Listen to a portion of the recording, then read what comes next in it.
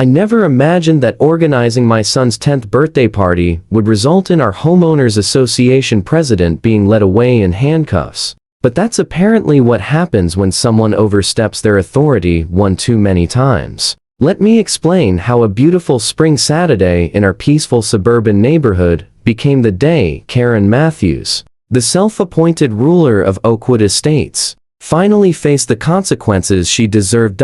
It all began 3 weeks before the party. I had submitted the required notice to the HOA detailing our plans for a simple backyard celebration, 20 children, a few parents, a bounce house, and a small tent as a precaution against rain. Everything complied fully with the community's extensive covenants. Approval arrived 2 days later, signed by Karen herself, accompanied by a handwritten note emphasizing that all activities must end precisely at p.m. and that noise ordinances would be rigorously upheld. On the morning of Max's birthday, I was up at dawn arranging space-themed decorations, his latest passion. My wife had commissioned a custom rocket ship, cake, and I had spent the previous evening suspending glowing stars from our pergola. Everything looked flawless, and entirely within HOA regulations. Even the bounce house, which I had positioned carefully to remain out of sight from the street, measured exactly 12 feet, the maximum height permitted by the covenant.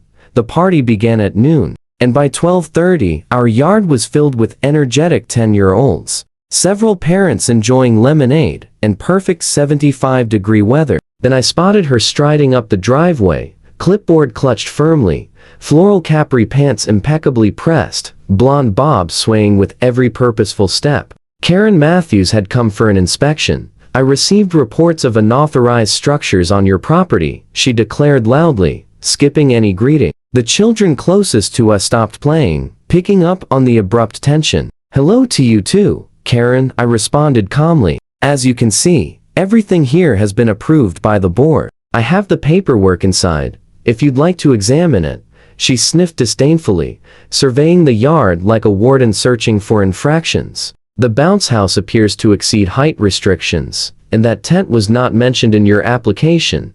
I kept my composure, though my wife sent me a cautionary look from across the yard. We had dealt with Karen before. Every resident of Oakwood Estates had their own Karen story. She had fined the Johnsons for leaving trash cans out 10 minutes past pickup time. She had mailed certified letters to the Patels over an unapproved garden gnome. But this was the first time she had targeted our family directly.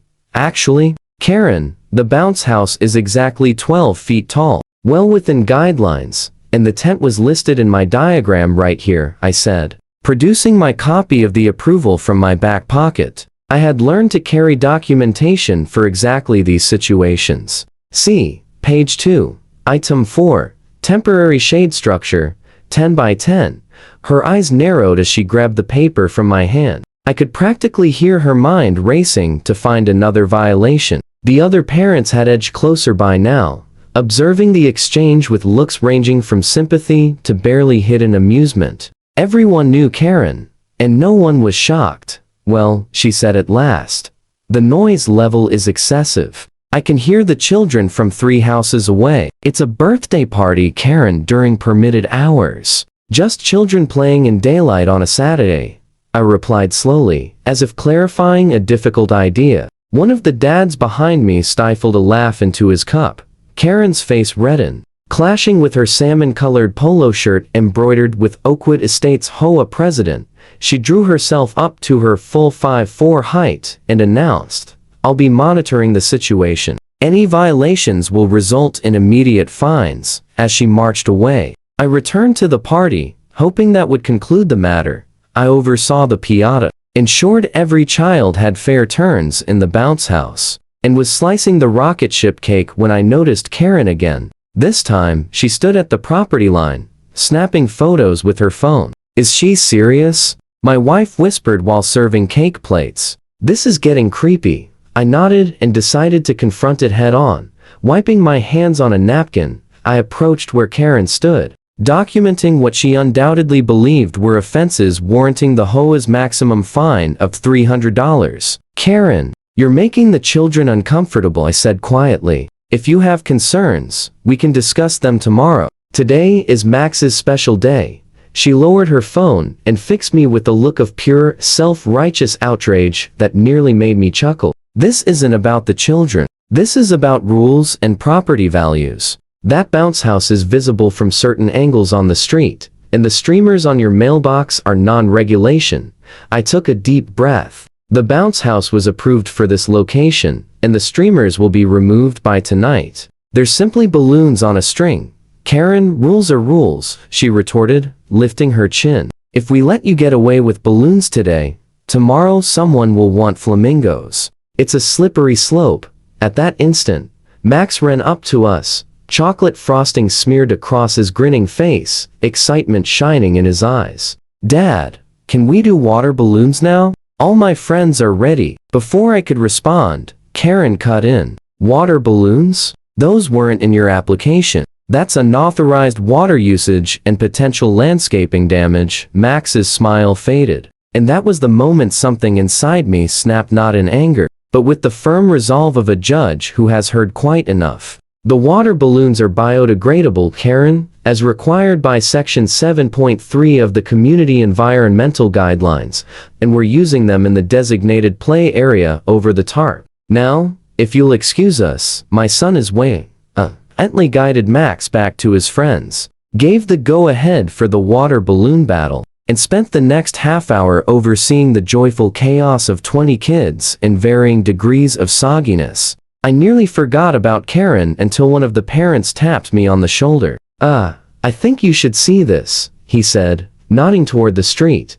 There, beside her immaculate white SUV, Karen was gesturing wildly to two police officers who had just pulled up. My heart sank. She hadn't simply complained to the HOA. She had dialed the actual police. I walked over to the group, acutely aware of the parents and children watching from the yard. As I drew nearer, I'd hear Karen's voice, shrill and demanding. They're violating at least 7 different covenant rules, she was insisting. And when I tried to address it, the homeowner became hostile and threatening. One of the officers, a woman whose calm demeanor suggested she had handled plenty of these non-emergency calls, noticed me approaching. Sir, is this your residence? Yes, officer. I'm James Wilson. We're hosting my son's 10th birthday party fully approved by the HOA board 3 weeks ago. I kept my tone even and respectful, mindful of the example I was setting for Max and his friends. He's lying, Karen interrupted. The approval was for a much smaller gathering. What they're doing amounts to a public nuisance. The female officer exchanged a subtle glance with her partner, the faintest hint of an eye roll. Ma'am, what specific emergency prompted you to call 911 today? Karen blinked, momentarily unsettled by the direct question. Well, they're breaking HOA rules, and he was aggressive when I pointed it out. The male officer cleared his throat. Ma'am, did you call the emergency line for a homeowners association dispute? Karen tugged at her polo shirt, straightening it defensively. Yes, it's your job to enforce the rules.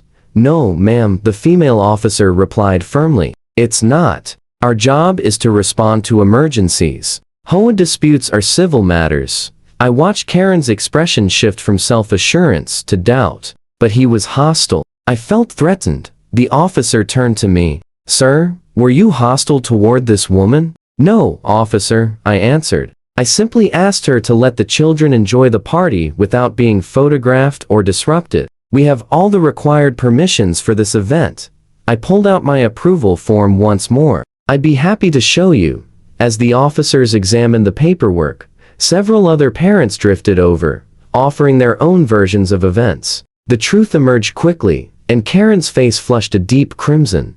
Furthermore, I added quietly, this isn't the first time Miss Matthews has used her position to harass residents. There have been numerous complaints about her enforcement tactics. The female officer returned my documents and faced Karen. Ma'am, did you identify yourself as reporting an emergency when you called 911? Karen's voice grew quieter. I might have said it was urgent. The officer's expression sharpened. Dispatch confirmed you reported an emergency situation with potential for violence at this address. That constitutes misuse of emergency services. What followed felt almost dreamlike. The officer stepped away for a brief consultation with her partner, then returned to where Karen stood, now clearly anxious. "Miss Matthews, please turn around and place your hands behind your back," the male officer said evenly. Karen's eyes flew wide in disbelief. "What? You can't be serious." "I'm afraid we are. You're under arrest for misuse of emergency services, filing a false police report, and harassment." As the officer read Karen her rights, I stood frozen, unable to process the scene. The party had ground to a complete stop, with children and adults alike staring as the HOA president was led to the cruiser, protesting vehemently about lawsuits and how this would never hold up.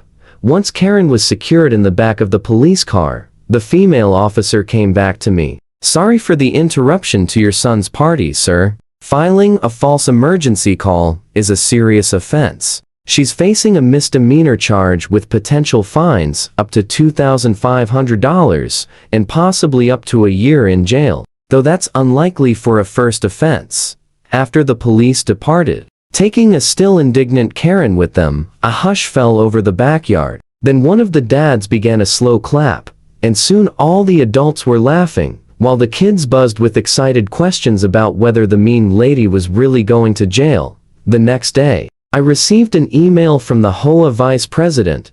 Karen had been immediately suspended pending an emergency board meeting. By the following week, she was permanently removed from her position, hit with a $1,000 fine for conduct unbecoming of a board member, and rumors spread that her high-end real estate firm had placed her on administrative leave because of the charges. When I spotted Karen a month later in the grocery store, she abruptly turned her cart and hurried down another aisle. She seemed diminished somehow, her usual bluster gone. Neighborhood gossip later revealed she had taken a plea deal, a $500 fine, 40 hours of community service, and 6 months of probation. The expression on her face the moment she realized that no one, not even the president of the Oakwood Estates HOA, was above the law is something I'll never forget.